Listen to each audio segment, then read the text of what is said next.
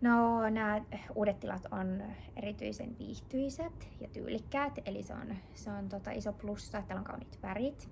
Ja täällä on myös, nämä uudet tilat on hyvin avarat, eli tämä layout on parantunut tämän tilaremontin myötä.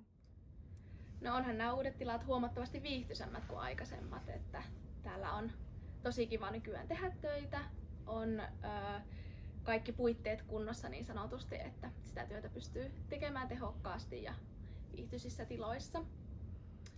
Ja kyllä mun mielestä näiden uusien tilojen myötä panostetaan vähän enemmän myös niihin toimistolla järjestettäviin juttuihin, että kun järjestetään jotakin workshoppia tai muuta, niin sitten täällä on kiva niitä järkätä ja on tarjoiluja ja kaikkea ihmisten on kiva tulla tänne myös tekemään ja ehkä on semmoinen matalempi kynnys myös tulla paikan päälle vaikka workshoppaamaan sitten, kun on kivat tilat minne tulla.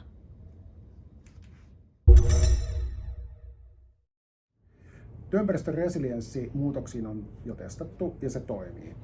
Organisaatioiden muuttuviin tilatarpeisiin on ollut helppo vastata nopeasti.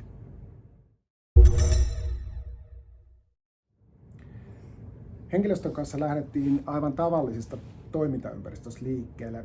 Agile Workilla oli hyvät työkalut ja prosessit johtaa keskustelua, konseptointia ja suunnittelua. Löydettiin yhdessä helposti ratkaisut ja saatiin rakennettua konsepti, joka toimii.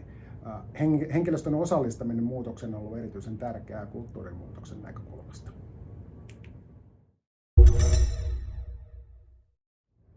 Muutosprosessihan itsessään on ollut totta kai suuri ja siinä on ollut myöskin omia haasteita, niin kuin yleensä kaikissa projekteissa on, mutta totta kai tämä toimitilojen muutos on tuonut tänne myöskin tosi paljon joustavuutta ja se on tuonut myöskin tänne uusia mahdollisuuksia tehdä duunia. Eli meillä on erilaisia tiloja, mitkä antaa mahdollisuuksia ryhmätöiden tekemiseen tai tämmöiseen niin kuin projektityön tekemiseen ja se on ollut ehkä yksittäinen semmoinen isoin kulttuurimuutos, mikä tämän projektin aikana on ollut. Ja siihen ollaan oltu kyllä todella tyytyväisiä.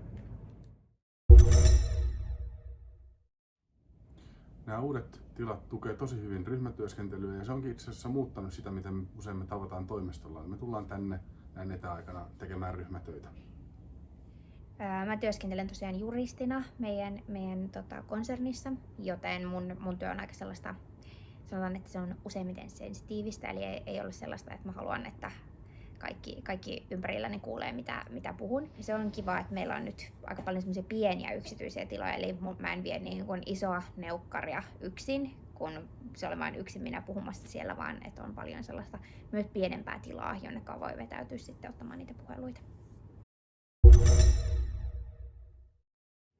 Hyvä on ollut se, että testattuja varmoja ratkaisuja päästään skaalaamaan ja aikatauluja ja kustannukset on helppo ennustaa.